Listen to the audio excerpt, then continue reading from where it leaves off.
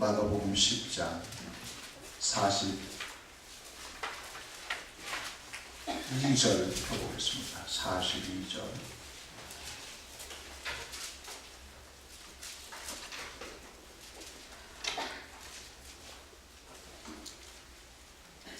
마가복음 10장 42절부터 45절까지 우리 교독하겠습니다.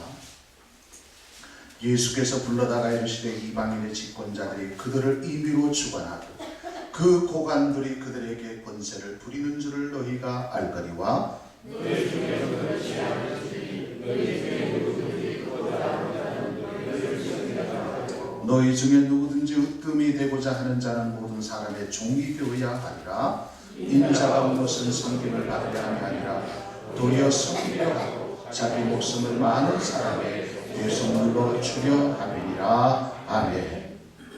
우리는 반복의 능력을 믿습니다. 아무리 단단한 바위라 할지라도 오랜 세월 동안 낙수물이 계속해서 떨어지게 되면 거기에 홈이 파이게 됩니다. 말씀도 반복적으로 들을 때 우리의 신앙이 변화되어 성숙하게 됩니다. 그렇기 때문에 반복하는 것을 조금 더 두려워하거나 귀찮아해서는 안 됩니다. 내가 알고 있는데 알고 있는 것이 중요한 것이 아니라 의식화가 되어야 한다는 것입니다. 새해를 맞이하여 예수님의 신부로 단장하라는 주제로 말씀을 계속 증거하고 있습니다. 말씀으로 신부 단장해야 합니다. 기도로 신부 단장해야 합니다. 전도로 신부 단장해야 합니다. 지난주일에는 양육으로 신부 단장하라고 말씀을 증거했습니다. 양육의 중요성은 아무리 강조해도 지나치지 않습니다. 예수님께서 이 세상에 오셔서 12명의 사랑하는 제자들을 양육하셨습니다. 특별히 예수님은 12제자 중에서도 베드로, 요한, 야고보 이 세 명에게 모든 온심의 힘을 다 쏟아서 양육했습니다. 그리고 마지막 부활 승천하시면서 마태복음 28장 18절에서 20절에서 이렇게 양육을 부탁하셨습니다.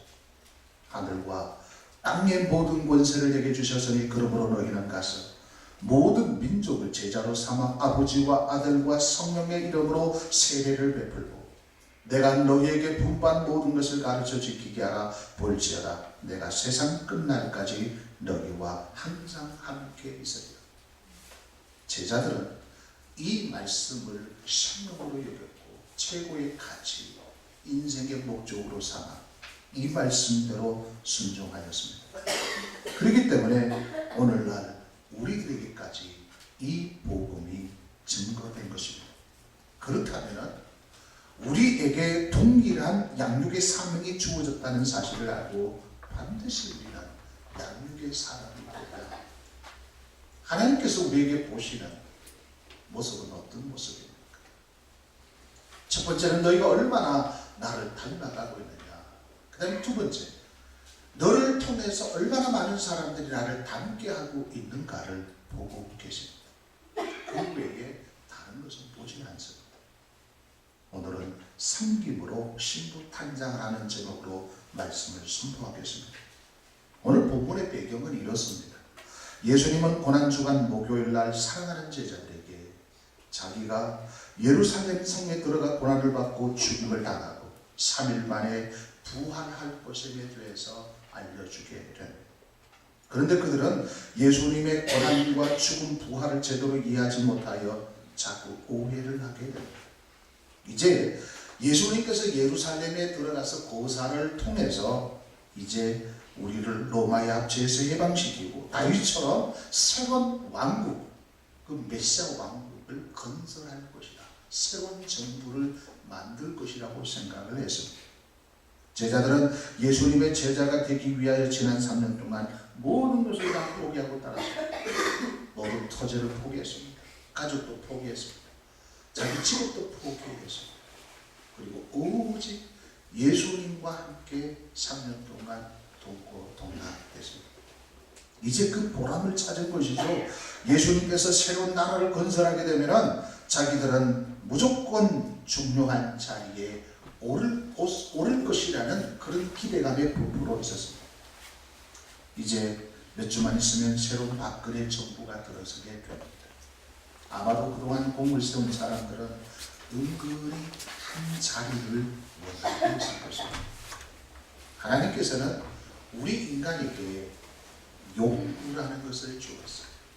마슬로우라는 학자는 인간은 5단계 욕구가 있다고 그렇게 주장을 했습니다.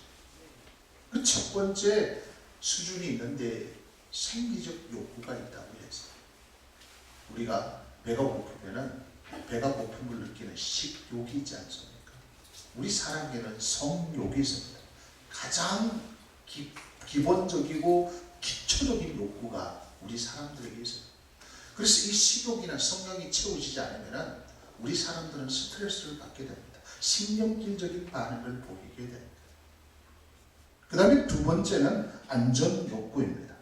먹고 사는 문제가 해결되면 사람들은 자꾸만 안락한 삶을 원합니다. 새빵살이에서 전세에서 좀 더 큰 집, 아파트, 더 좋은 집을 자꾸 원합니다. 그래서 더 넓은 집에 살면은 행복할 것이라는 기대감이 우리 속에 있습니다. 사실 더 넓은 집에 살아도 행복감을 느끼는 것은 몇 개월 되지 않습니다. 똑같습니다. 그러나 사람들의 이 욕심 속에는 넓은 집, 안락한 집, 환경을 바꾸면 행복할 것이라는 기대감을 가지고 있습니다. 그 다음에 세 번째 수준의 욕구는 뭐냐 하면 소속과 애정의 욕구입니다. 내가 어떤 것에 소속이 되어서 거기에 있는 사람들로부터 내가 사랑을 받고 인정을 받는 욕구가 있습니다. 옛날에는 60년대, 70년대는 살기가 바빴지 않습니까? 먹고 사는 문제가 가장 중요해 있지 않습니까? 지금 오늘날은 이 먹고 사는 문제가 해결되니까 사람들은 이제 좀 육체적으로 즐기자라는 것입니다. 그래서 골프회를 만들고 낚시, 어떤 이런 취미 생활을 하기 시작합니다. 언제 이렇게 우리가 휴일날 산으로 들러 어떻게 등산 가고 놀러 가는 일이 있었습니까? 요즘 아웃도어라고 해가지고 등산복, 이 등산의복 있잖아요. 수조 원에 이래 나와요. 이 사람들은 이런 곳에 소속이 되어가지고 거기 있는 사람들로부터 인정을 받을 때 행복감을 느끼는 거예요. 그리고 네 번째 수준은 뭐냐 하면은 명예욕입니다. 명예. 자기 존중과 사회적 인정을 원하는 평가욕입니다. 야, 당신 대단한 사람이구나. 당신은 이런 업적을 남겼구나. 당신이 그렇게 높은 자리에 올라가다니. 그래서 주변 사람들로부터 자꾸 이렇게 인정을 받고 자기 명예가 드러나는 거야. 그리고 마지막 다섯 번째 수준이 뭐냐 하면은 자기가 계획하는 것을 이루어졌을 때 거기서 오는 행복감이 나와. 어쩌면은 우리 인간은 이러한 인간적인 5가지 욕구를 위해서 미친 듯이 살아가고 있을지 모릅니다. 가난한 사람들은 더 좋은 집을 위해서 지금 달려가고 있을지 모릅니다. 넓은 집을 가지고 있는 사람들은 이제 좀 엔조이 좀 하자. 취미 생활에 가치를 두고 살아가는 사람이 있을 것입니다. 야, 내가 이제 먹고 살고 내가 좀 세상적으로 높은 자리에 올라가니까 내가 한번 정치를 좀 해봐. 무슨 단체장에 내가 선거에 한번 도전을 해봐. 자기 명예. 그리고 어떤 계획을 잡고 그 계획을 위해서 목적을 삼으면서 지금 사람들은 살아가고 있을지 모릅니다. 제자들도 마찬가지였습니다. 비록 그들이 예수님을 3년 동안 따라다녔지만은 생각 속에는 이런 인간적인 욕구로, 욕심으로 가득 채워져 있었던 것입니다. 이제 드디어 예수님이 내일이면 예루살렘 성전에 들어가요. 그 성전을 다시 한번 새롭게 하고 원래 예수님께서 이 땅에 오신 목적대로 새로운 왕국을 건설할 건데 예수님께서 왕자리에 오른다면 어떤 자리가 나의 자리일까? 욕심이 생겨나게 되었다는 것입니다. 사실 예수님이 진짜 왕의 자리에 올라가게 되면 1등 공신들은 누구겠습니까? 예수님의 제자들이 아닐까요? 그걸 가장 발빠르게 움직였던 제자들이 있었는데 야고보와 요한이었습니다. 그들은 12제자들 가운데서 가장 사랑을 받았던 제자들이었습니다. 마가복음 10장 35절에서 37절 말씀에 보면 세베대의 아들 야고보와 요한이 주께 나와 여짜오되 선생님이여 무엇이든지 우리가 구하는 바를 우리에게 하여 주시기를 원하옵나이다. 이르시되 너에게 무엇을 하여 주기를 원하느냐. 여짜오되 주여 영광 중에서 우리를 하나는 주의 우편에 하나는 좌편에 앉게 하여 주옵소서. 우리가 가장 많은 사랑을 받았지 않습니까? 당신의 나라가 이 땅 가운데 세워진다. 우리 형제를 한 사람은 좌의정, 한 사람은 우의정에 앉게 해 주십시오. 이러한 야고보와 요한의 행동을 다른 제자들이 알고 분노하면서 서로 자리 다툼을 하고 있었던 것입니다. 심지어 요한 야고보 어머니까지 동원해서 예수님한테 로비를 펼치지 않았습니까? 41절 말씀에 보면은 10제자가 듣고 야고보와 요한에 대하여 화를 냈다. 현재 분사가 되었습니다. 한두 번 화를 낸 것이 아니라 어떻게 그럴 수 있어? 어떻게 어머니까지 동원해서 요직을 차지하려고 저렇게 로비를 할 수 있어? 제자들이 웅성했다는 것입니다. 이것을 본 예수님께서 말씀하시는 내용이 오늘 본문 말씀입니다. 예수님께서 그들을 측은히 바라보시면서 이렇게 말씀합니다. 42절에서 예수께서 불러다가 이르시되 이방인의 집권자들이 그들을 임의로 주관하고 그 고관들이 그들에게 권세를 부리는 줄을 너희가 알거니와 그렇게 말씀합니다. 이 말씀의 내용은 이렇습니다. 세상적인 힘의 원리는 높은 자리에 올라가야 한다. 낮은 자리에서는 힘을 쓸 수 없기에 높은 자리에 올라가면 갈수록 권력의 힘이 생기게 되어서 놀라운 일을 할 수 있다.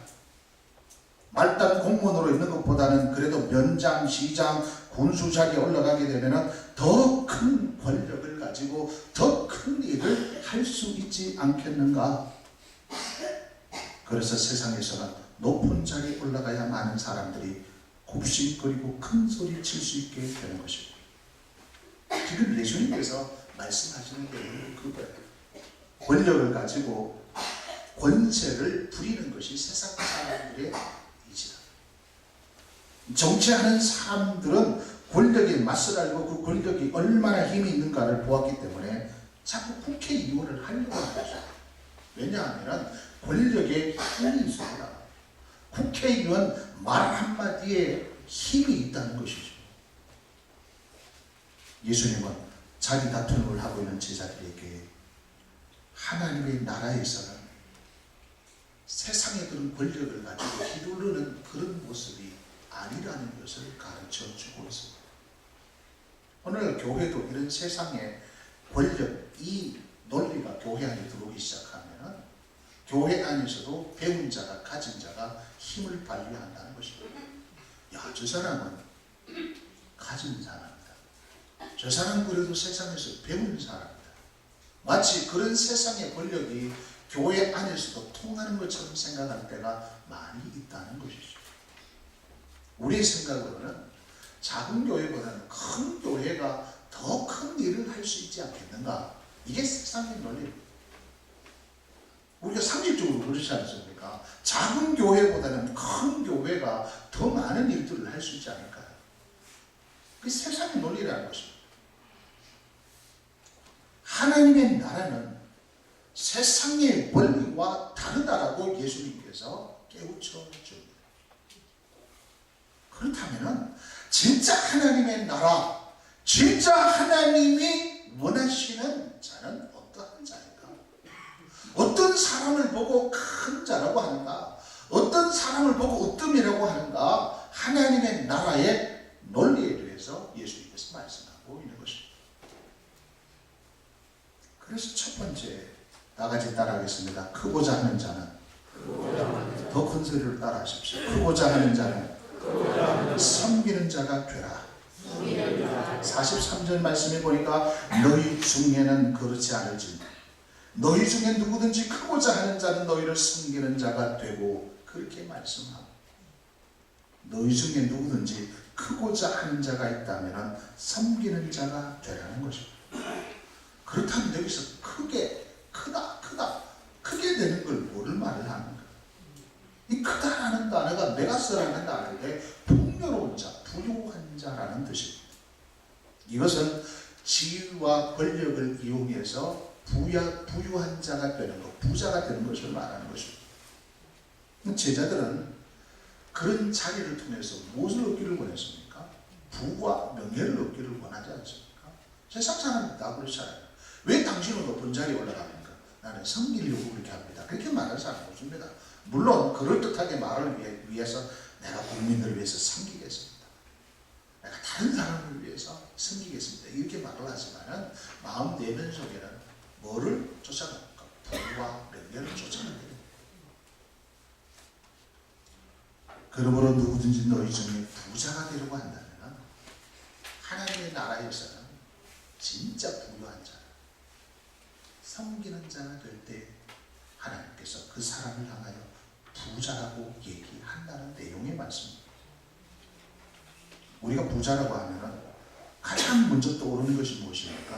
야, 저 사람 돈이 많다. 저 사람 빵빵한 직장에 다니고 있다. 저 사람은 땅 부자다. 저 사람 많은 주식을 가지고 있다. 이런 것을 생각하지 않습니까? 좋은 직장에 들어가고 사업을 해서 돈을 많이 벌고 좋은 집을 사고 땅도 많이 사고 이렇게 해야만이 부자다, 복을 받았다, 그렇게 생각을 하지 않습니까? 그런 사람이 하나님의 나라를 위해서 많은 일들을 할 것이라는 상식이 우리 속에 들어가 있습니다. 그래서 예수 믿고 난 뒤에 우리가 이것을 쫓아갈 때 그것을 가지고 기복이라고 얘기합니다. 복만이 나의 가치요, 복만이 나의 목적이라는 것입니다. 그래서 모든 신앙의 초점이 거기에 가지는 것입니다. 좋은 직장 주세요. 사업 잘 되게 해주세요. 더 크게, 더 크게, 더 부유하게, 더 많이 해주세요. 더 많이 내게 부어주세요. 그게 진짜 하나님으로부터 축복이라고 생각을 한다는 것입니다. 제자들은 예수님의 왕자리에 올라가면은 한 자리를 차지하게 될 것이고, 그러면 금방 부유한 자가 된다고 생각을 한 것입니다. 그런데 예수님께서는 너희들이 정말로 부유한 자, 풍요로운 자, 복 받는 자가 되기를 원하느냐? 그렇다면 너희는 섬기는 자가 되라. 그게 하나님의 나라에서 부자라는 것입니다. 아마 우리가 하나님 앞에 섰을 때 아마 이런 역전 현상들이 많이 나타나게 될 거예요. 세상에서 진짜 초라한 삶을 살았던 사람이 하나님의 나라에 가면은 하나님께서 네가 진짜 부자다, 그렇게 인정해 주는 그런 역전 현상들이 많이 나타나게 될 것입니다. 그 다음에 두 번째로 44절 말씀을 보니까 너희 중에 누구든지 으뜸이 되고자 하는 자는 모든 사람의 종이 되어야 하리라. 다 같이 따라하겠습니다. 으뜸이 되고자 하는 자는 모든 사람의 종이 되라. 그럼 예수님께서 으뜸이라는 이 단어를 사용했는데, 이 으뜸이라는 단어가 무슨 내용인가를 우리가 알아야 되지 않겠습니까? 으뜸, 이 프로토스라는 단어인데 이 단어의 의미는 뭔지 아니면 지위나 계급에서 가장 높은 자리를 의미하는 것입니다. 그러니까 회사에 가면은 한 부서가 있지 않습니까? 한 부서에는 부장이 최고 높지 않습니까? 한 회사의 사장 자리, 회장 자리, 군대 같으면 어떤 장군 자리를 말하는 것이 아닙니까? 12명의 제자들은 한결같이 으뜸을 원했던 것입니다. 그래서 가장 발빠르게 그 으뜸의 자리를 노렸던 자가 야고보와 요한이었습니다. 그러니까 다른 제자들도 모두 다가 내가 최고가 되어야 되는데, 가장 으뜸이 되어야 되는데, 요한 야고보가 먼저 이 손을 쓰니까 분노가 치밀로 올라왔다는 것입니다. 12명의 제자들은 놀랍게도 한결같이 그런 욕심을 가지고 있었다는 것이죠. 가장 높은 자리는 누굽니까? 예수님 왕자리에 올라가. 그렇다면 그 밑에 자리는 누가 차지해야 되는가? 좌의정 우의정은 누가 될 것인가? 그 자리를 가장 먼저 노리고 있었던 자들이 바로 야고보와 요한이었던 것입니다. 그런데 예수님께서는 말씀합니다. 너희 중에 가장 높은 자리에 올라가 가장 높은 지위를 가지기를 원하느냐?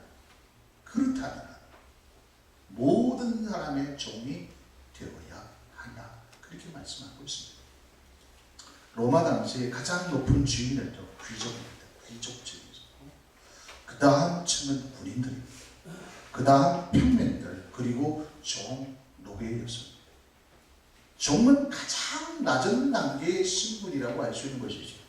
종들이 하는 일이 무엇입니까? 주인 집에서 가장 굳은 일을 도맡아서 해야 합니다. 심지어 주인과 그의 식구들의 발까지도 다 씻어 주어야 합니다. 그리고 주인이 종이 마음에 들지 않으면 마치 짐승을 팔듯이 노예를 팔 수도 있었습니다. 예수님께서는 너희들이 진짜 높은 자리에 올라가기를 원하느냐? 너희가 진짜 하나님의 나라의 가장 높은 자가 되기를 원하느냐? 그렇다면 종이 되어야 된다. 모든 사람의 노예가 되어야 된다. 이 충격적인 말씀이 아닙니까? 그러면서 예수님께서는 이제 자신을 이제 보여줍니다. 내가 이 세상에 온 목적이 무엇인가? 진짜 하나님의 나라에 부유한 자가 되고 진짜 하나님의 나라에 가장 높은 자가 되는 자는 나를 본받아야 된다. 나처럼 해야 된다.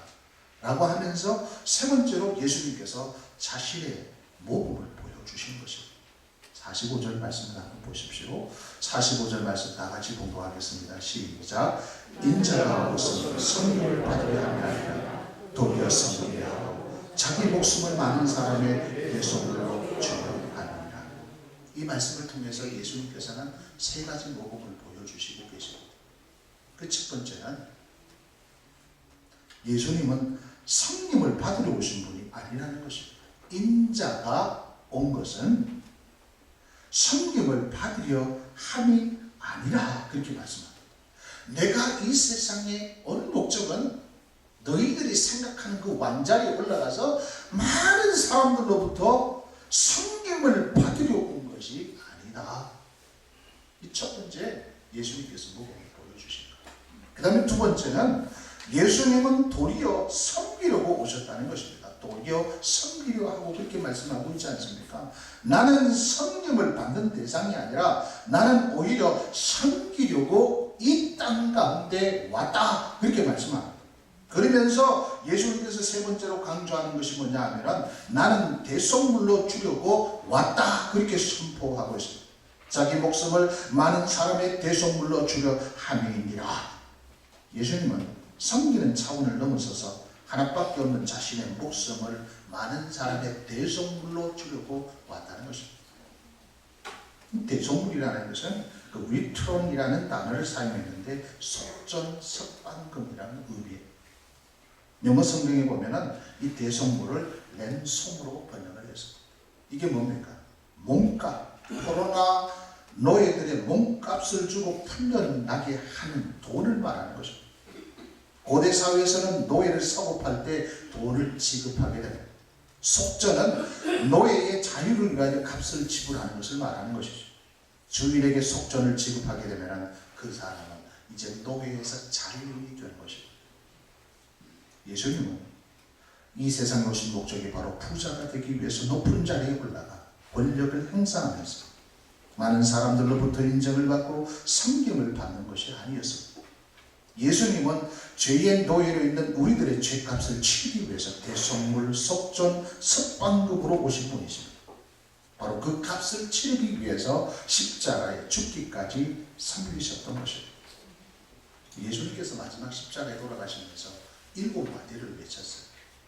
그 7마디 가운데 다 이루었다 라고 고백한 외침이 있습니다.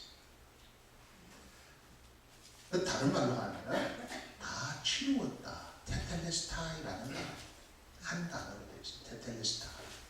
나는 다 이제 치루었다. 다 값을 다 치루었다. 모든 인류가 죄값으로 죽어야 되는데 그 죄값을 이제 그 속전을 내가 리트론을 십자가에서 내가 다 갚았다. 다 치루었다. 그렇게 고백하시고 돌아가셨습니다. 성김의 모모 바로 예수님이죠. 진짜 예수 믿게 되면 진짜 예수 십자가가 내 속에 임하게 됩니다. 예수님의 이런 모습을 살게 됩니다. 그 내면에 교회 안에서 직분 욕심, 자기가 조금 무슨 일을 해놔놓고 이걸 날 인정해 주지 않는가 하는 이런 욕구, 인간적인 욕구, 또 어떤 세상에 자기가 좀 가지고 배웠다고 해서 교회 안에서 막 권력을 휘두르려고 하고 자기 의견이 통과되지 않으면 분노하고 이런 모습이 없습니다. 그건 정상적인 그리스도인의 모습이라고 말을 할 수 없죠. 진짜 예수 잘 믿는 사람은요, 예수님처럼 이 섬기는 사람, 누구가 인정하든 인정하지 않든지 내 이름이 드러나든 드러나지 않든지 하나님이 날 인정해 주면 된다. 그 단순한 믿음을 가지고 그냥 좀처럼 그냥 섬기는 사람, 그게 진짜 예수 잘 믿는 사람이에요. 그래서 이 섬김의 사람이 되어야 되는데, 이 섬김이라는 단어가 무슨 의미냐 하는 것입니다. 어떻게 하는 것이 진짜 하나님이 기뻐하시는 섬김의 삶을 살 수 있느냐 하는 것입니다. 이 섬김이라는 단어가 디아코노스라는 단어인데, 여기서 딱 파생된 것이 뭐냐? 디아코스, 집사, 디다, 여기서 전부 다 파생됐습니다. 교제, 여기서 다 파생된 것입니다. 집사라는 단어도 이 디아코노스, 이 섬김이라는 단어에서 다 파생된 것입니다. 종도 여기서 다 파생된 것입니다. 그래서 이 섬김이라는 단어의 정확한 해석은 뭐냐 하면, 종과 같은 낮은 자세로 시중을 들다, 돌보다, 간호하다, 낮은 자세로 자기 몸처럼 돌보다, 이런 의미를 가지고 있습니다. 그래서 구약에서는 이 섬김이라는 단어가 예배라는 단어를 쓰고 있습니다. 그래서 우리가 하나님 앞에 예배를 할 때 종처럼 낮은 자세로 진짜 하나님 앞에 나가서 진짜 섬겨야 되는 것입니다. 이게 예배예요. 그래서 섬김의 방향이 있습니다. 그래서 우리는 두 가지 방향을 설정해서 섬김의 사람이 되어야 되는데, 첫 번째는 하나님을 향한 방향인데, 하나님을 향해 우리는 예배자가 되어야 돼요. 예배 잘하는 사람이 신앙생활 잘합니다. 신앙생활 잘하는 사람을 한번 보십시오. 예배하는 사람입니다. 예배의 생명을 봅니다. 예배 시간은 어느 것과도 타협하지 않습니다. 내 목숨과도 타협하지 않습니다. 내 생명을 잃어도 하나님의 그 예배 시간을 존중하겠습니다. 그래서 청교도 신앙인들은요, 이 예배를 위해서 모든 것을 다 희생했습니다. 왜냐하면 만왕의 왕교, 만주의 주가 되신 그 하나님을 만나러 가는데, 여러분 대통령을 만나러 간다고 생각해 보십시오. 몇 개월 전부터 그날을 여러분 꼽지 않습니다. 만왕의 왕교, 만주의 주가 되시는 그 하나님, 신실하신 그 하나님, 오늘 또 그 하나님께 예배하는데 우리가 아무렇게나 나올 수 있겠습니까? 어떻게 아무렇게나 쓰리바를 찔찔 끄고 아무렇게나 어떻게 올 수 있습니까? 여러분 결혼식에 가도 여러분들 최고 좋은 몇 번 화장을 하고 가지 않습니까? 그래서 진짜 신앙인은요, 하나님을 제대로 섬기는 사람, 예배하는 사람이라는 것입니다. 그 사람 예배하는 거 보면 알 수 있습니다. 아무리 천사의 말을 한다 할지라도 그 사람이 예배하는 태도로 보면 알 수 있어요. 예배에 대해서 얼마나 많은 가치를 두고 있는지. 그 다음 두 번째는 이웃을 향한 섬김입니다. 진짜 하나님을 제대로 섬기는 사람은 이웃을 제대로 섬기는 사람. 첫 번째 이웃이 어디입니까? 가정입니다. 가정에서 섬기는 사람은 있습니다.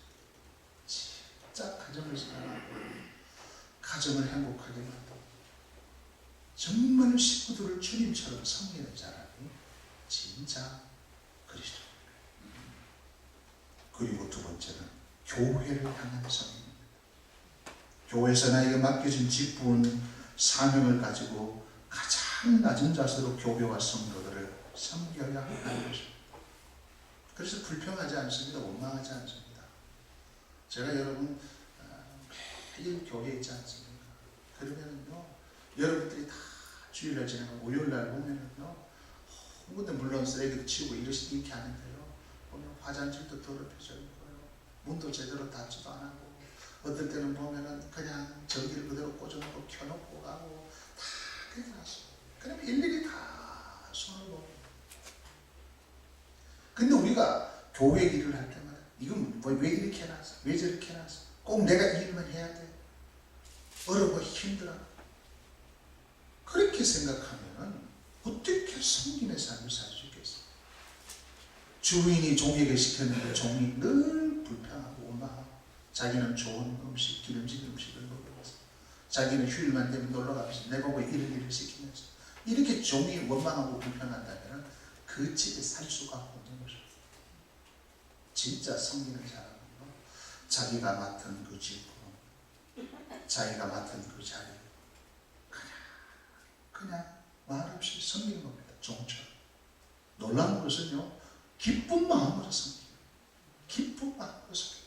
내가 이 빗질을 한번 할 때 여기가 깨끗해지는 거야. 내가 이 일을 할 때 깨끗해지는 거야. 다른 성도들이 더 편리하겠구나. 이런 기쁜 마음으로 감당하게 된다는 것입니다. 목사가 영어로 뭔지 아십니까? 미니스터. 미니스터 뜻이 뭡니까? 섬기는 사람이라는 뜻입니다. 그래서 교회에서 가장 많이 섬겨야 할 사람이 목사입니다.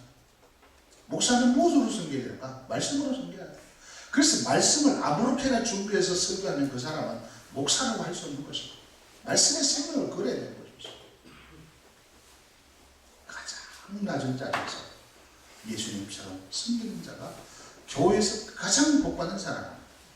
교회에서 가장 좋아하는 사람은 어떤 사람인지 아십니까? 배웠다고 해서, 가졌다고 해서 교회에서 힘주는 사람, 큰소리 치는 사람, 그 사람 가장 불쌍한 사람. 왜냐하면 하나님의 나라의 질서를 모르기 때문에 그렇습니다. 많이 배울수록, 많이 가질수록 더 큰 은혜를 받은 사람은 더 묵묵히 섬기는 사람.